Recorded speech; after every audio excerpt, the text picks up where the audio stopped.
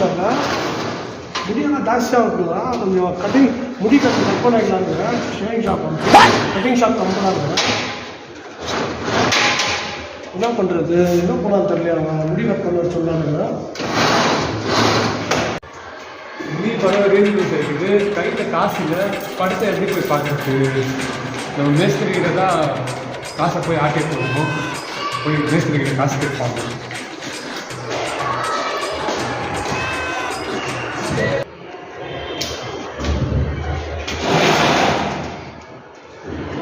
எங்கடா போயிருந்த முடி கட் பண்ணுமே எப்படா கட்டிங் ஷாப் எவ்வளோடா பைசா? எப்படினாலும் 10க்கு 100 ரூபா தான் இருக்கும். 100 ரூபா கட்டிங்க்கு.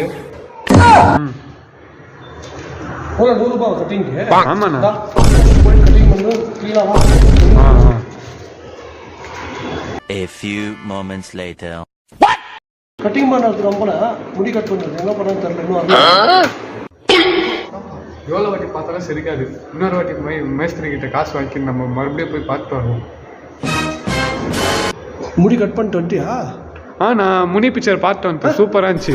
முடி கட் பண்ணிட்டு நீங்க தானே முனி படம் பார்த்து வர சொன்னீங்க.